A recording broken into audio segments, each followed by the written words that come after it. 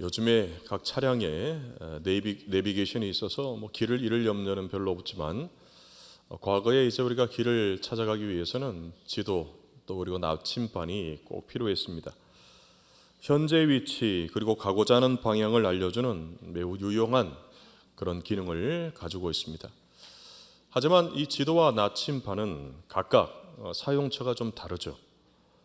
산에서 길을 잃었다고 한다면 나침반도 필요하지만 그보다는 지도가 더 필요하겠고, 또 사막에서 길을 잃었다고 한다면 지도보다도 나침반이 더 필요합니다. 왜 그러느냐? 사막의 지형이 시시각각으로 바뀌기 때문에 그렇습니다.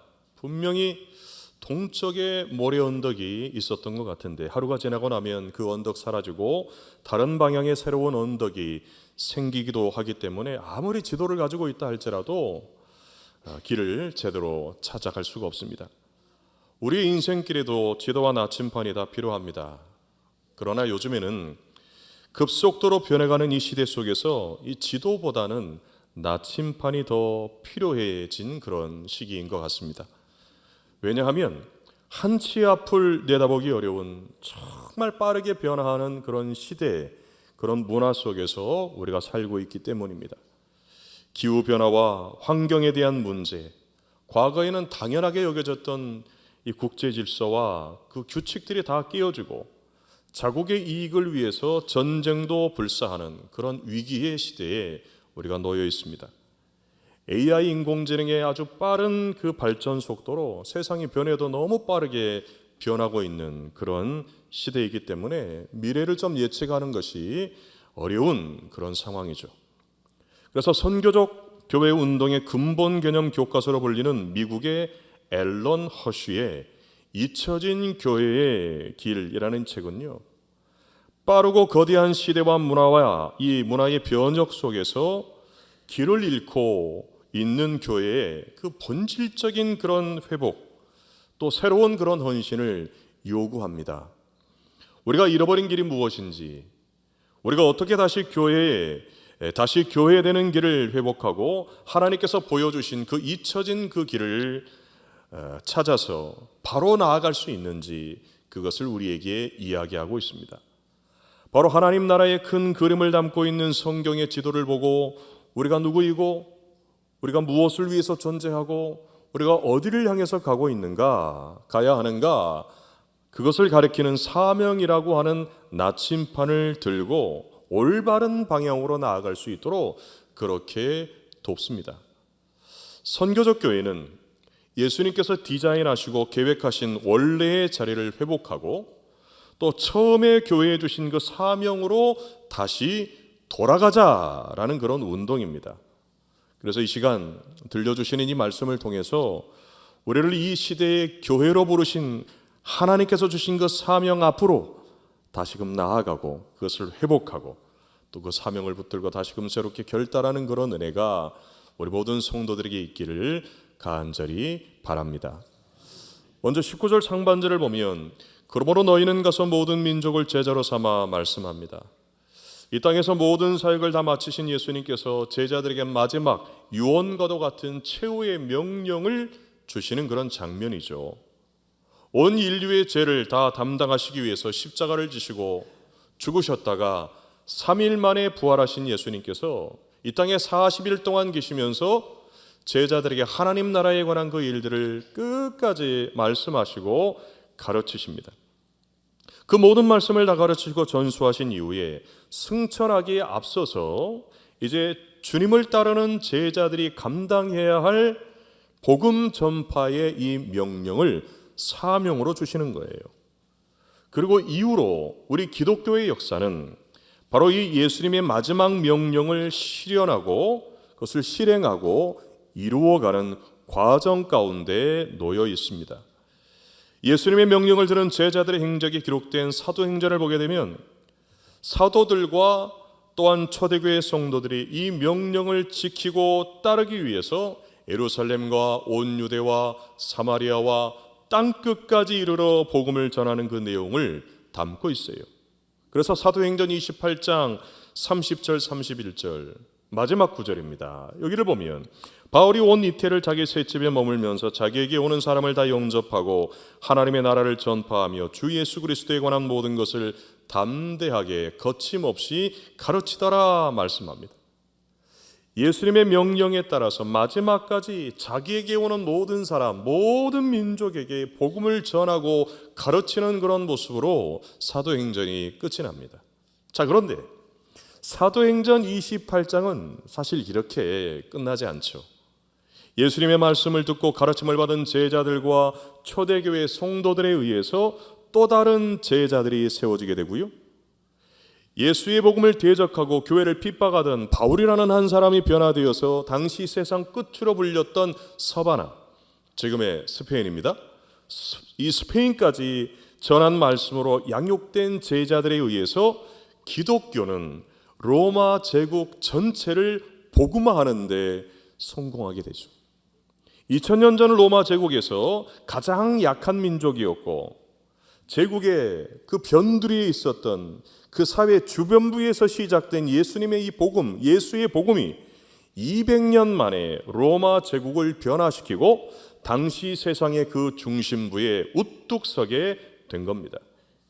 다신교 사회였던 그런 로마, 신화 속에 나오는 여러 많은 신들과 함께 황제를 신격화해서 숭배했던 이 로마가 AD 주후 313년에 당시 황제였던 콘스탄티누스의 밀라노 칙령과 함께 기독교를 공인하게 됩니다. 그래서 그때까지 심한 핍박과 박해를 받던 그리스도인들이 신앙의 자유를 찾게 돼요. 자유롭게 예배드리고 자유롭게 신앙생활을 할 수 있게 됩니다. 그리고 380년에 이르러서는 데오도시우스 1세에 의해서 오직 기독교만이 로마 제국의 유일한 종교, 로마 제국의 국교로 인정을 받게 돼요. 그러니까 불과 3세기 만에 비주류에서 주류로, 완전한 주류로 인정을 받게 된 거예요. 이렇게 당시 세상의 변두리인 주변부에서 중심을 파고들어 로마 제국을 변화시킬 수 있었던 그 이유는 예수님의 명령에 따라 복음을 전하고 제자를 세우는 데 힘쓰면서 교회가 폭발적으로 성장해 간 데 있다라는 거죠. 선교적 교회와 관련된 한 세미나에서 그 한 세션을 담당했던 강사분이 청중들에게 이렇게 물었습니다. AD 주후 100년경에 기독교인의 숫자가 얼마나 되었을 것으로 여러분은 생각을 하십니까?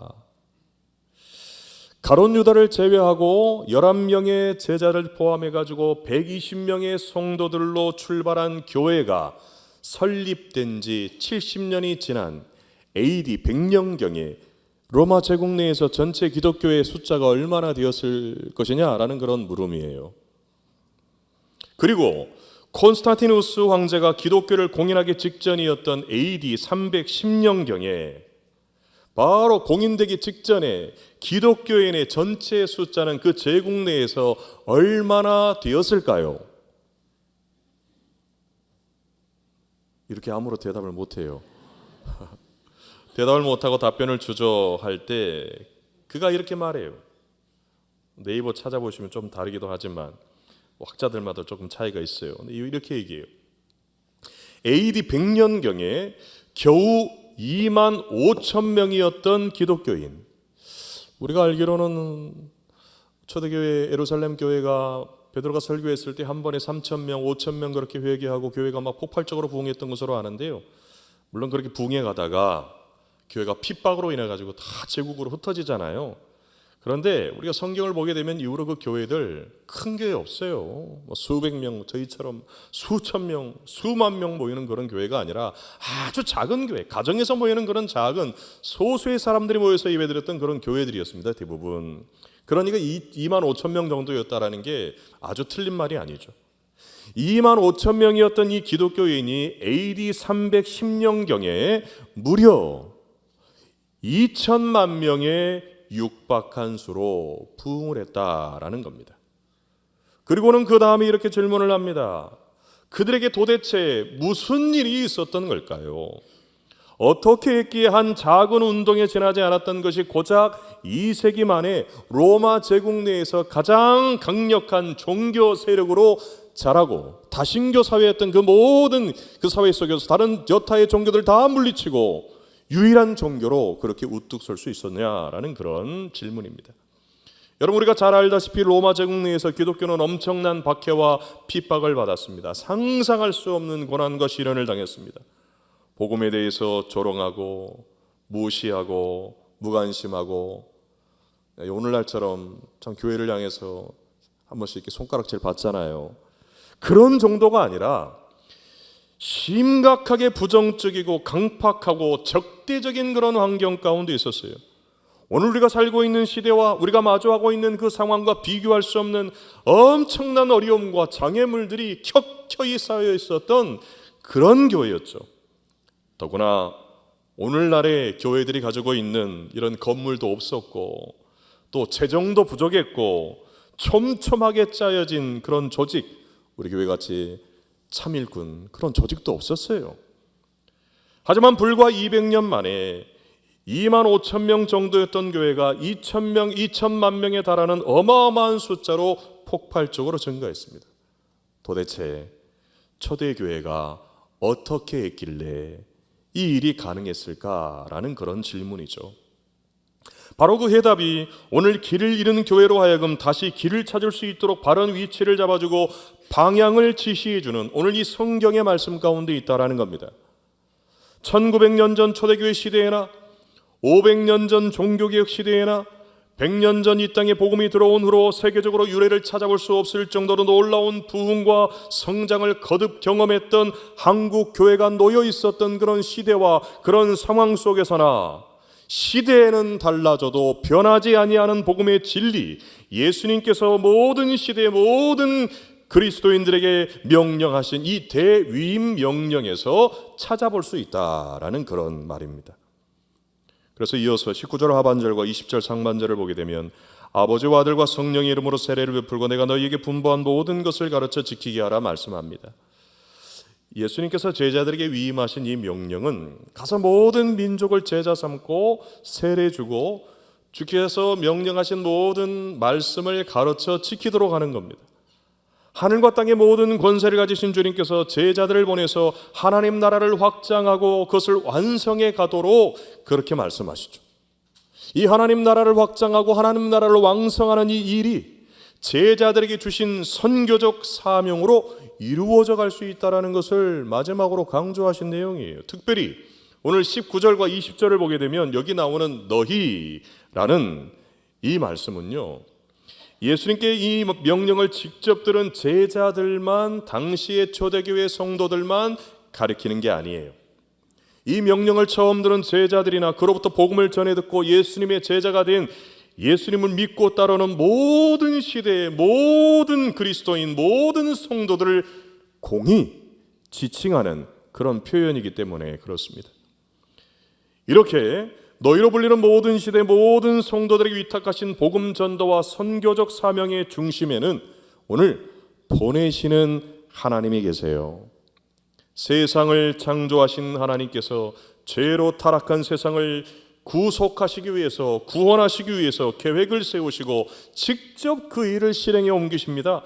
성부 하나님께서 성자 예수님을 보내셨고 성부와 성자 하나님께서 성령 하나님을 보내셔서 교회로 하여금 이 명령을 계속해서 계승하며 이루어가게 하십니다.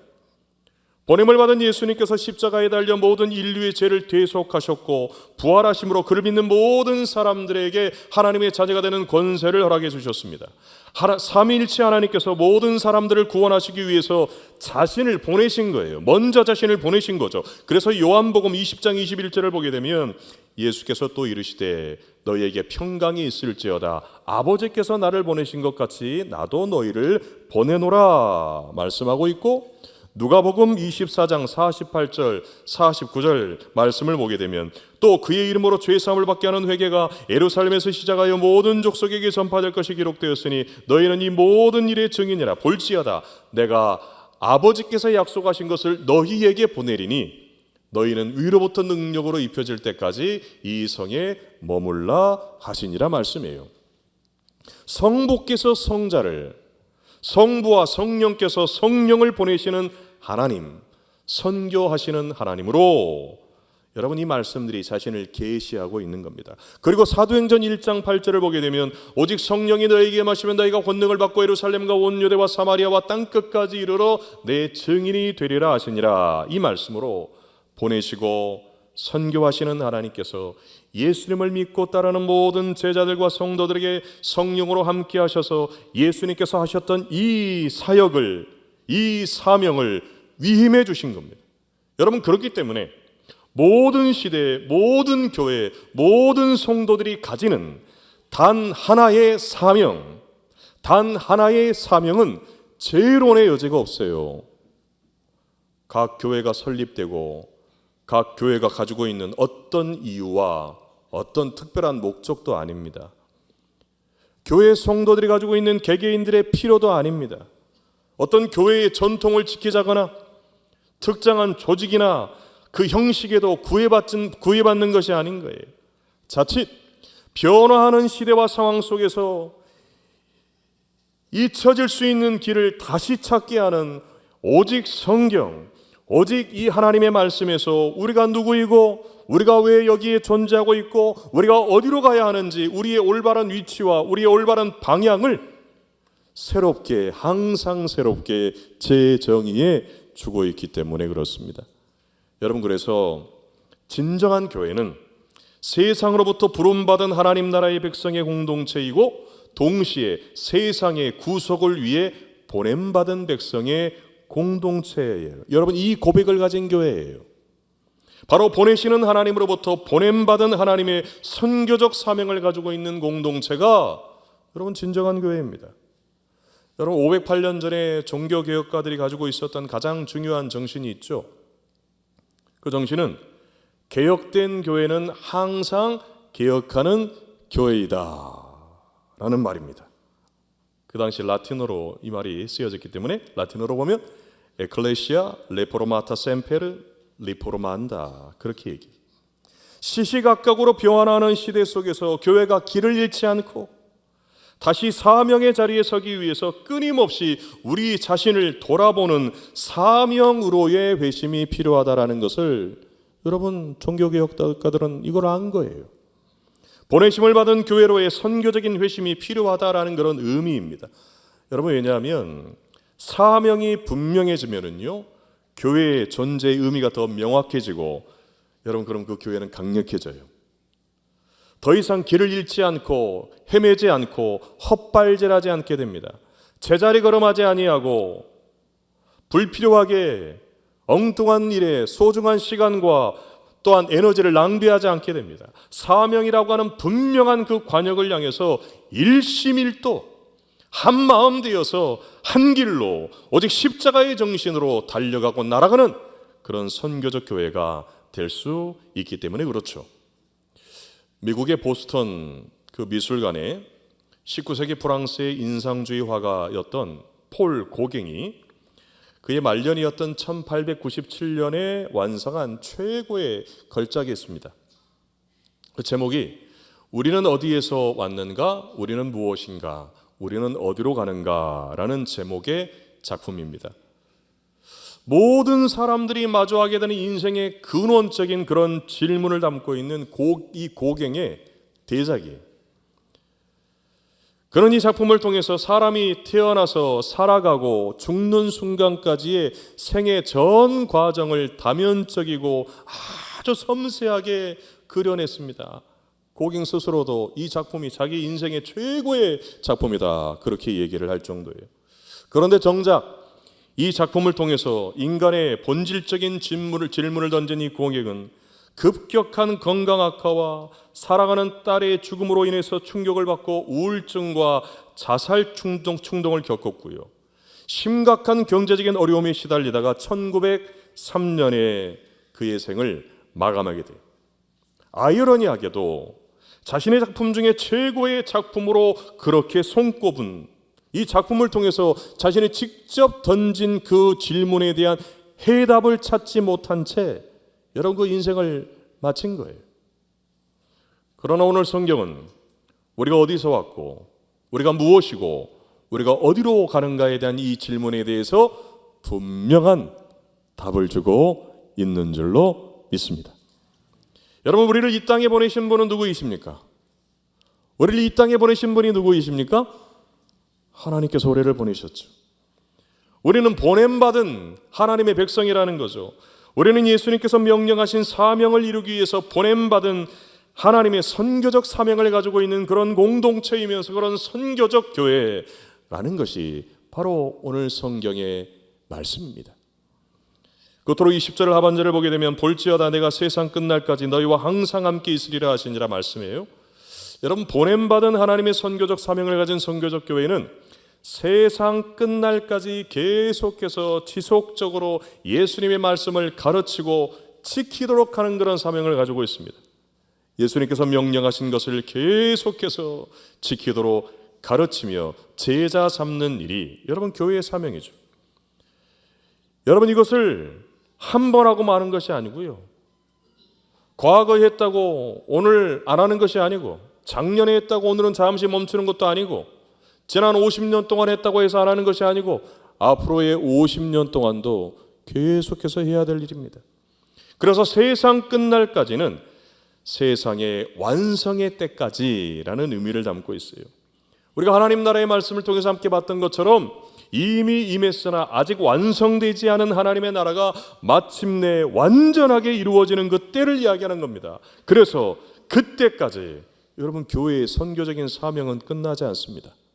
여러분의 사명은 끝나지 않습니다. 멈추지 않는다라는 거예요. 그런 의미에서 우리 각자에게 맡겨진 그 사명, 우리 이 교회와 여러분 각자의 주신 그 사명을 다 이루기까지 여러분의 인생 끝나지 않고요, 여러분 죽지 않게 하세요.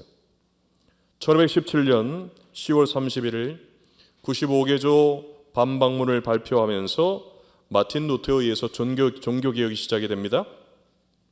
이 마틴 루터가 종교개혁의 사명을 다 이루기까지 그 옆에서 도왔던 프리드리 미코니우스라는 친구가 있어요.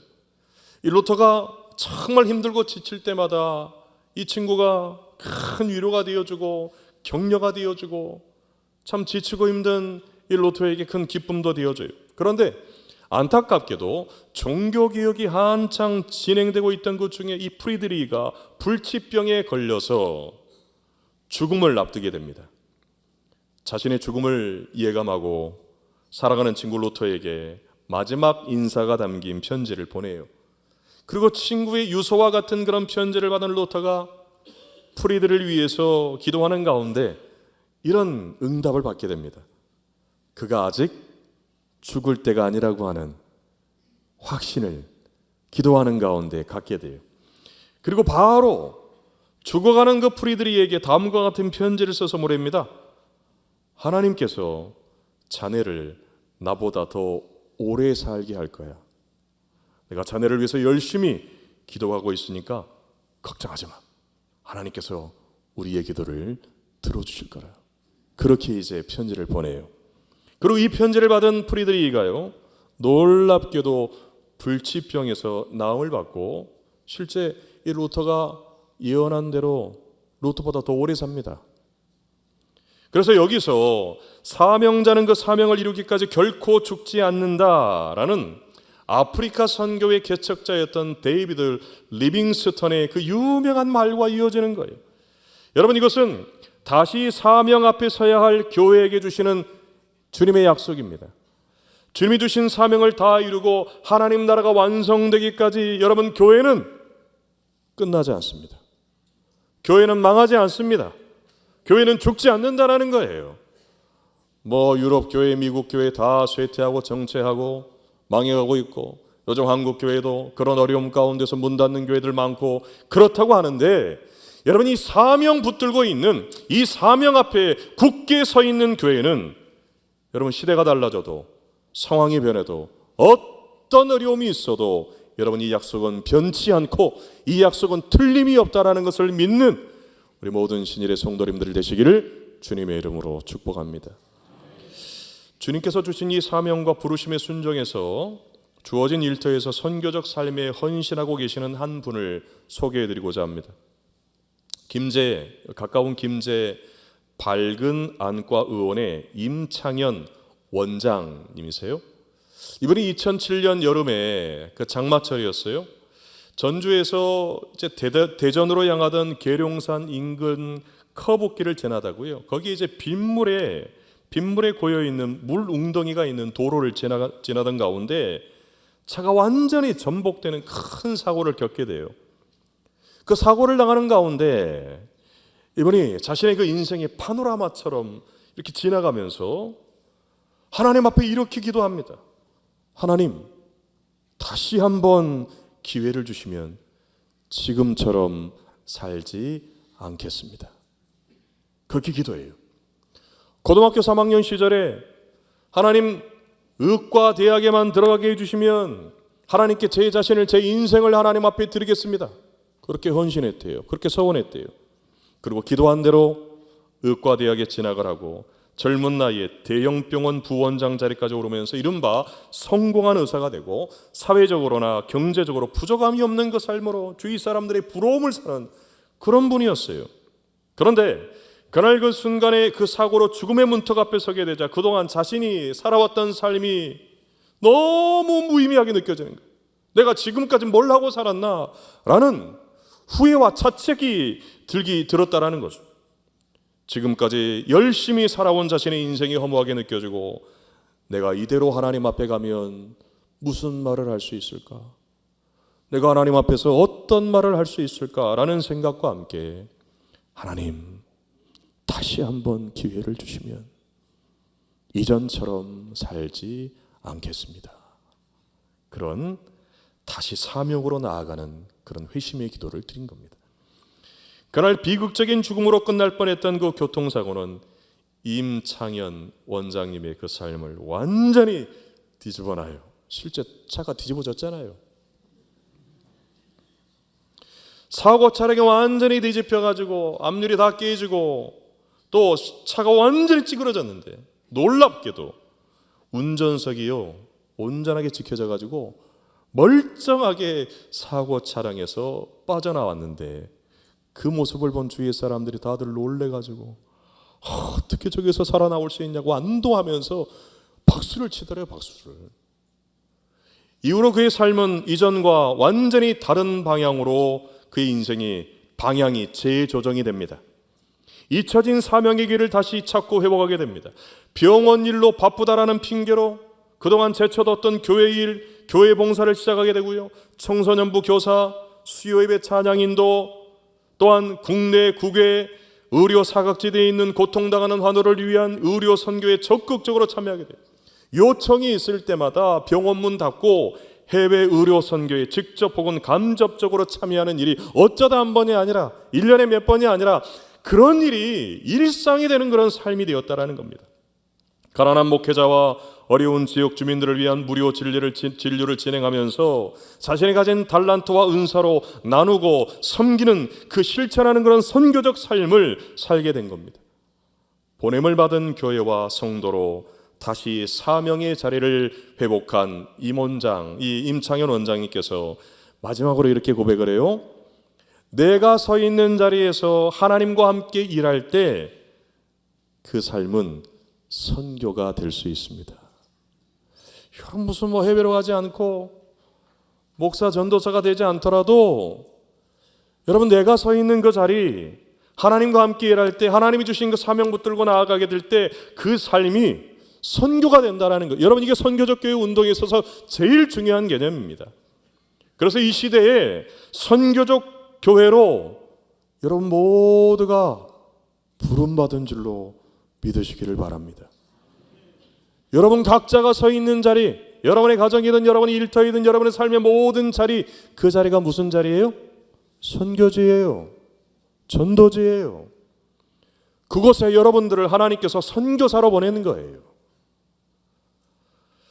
우리 모두가 다시 이 사명을 회복하고 이 사명으로 우리 인생을 재조정해서 나아가게 될 때 세상 끝날까지 함께 하시는 주님과 함께 변화하는 시대 속에서도 변하지 아니하는 복음을 전하는 그런 선교적 교회, 그런 선교적 성도로 여러분이 존귀하게 귀하게 쓰임받게 될 줄로 믿습니다.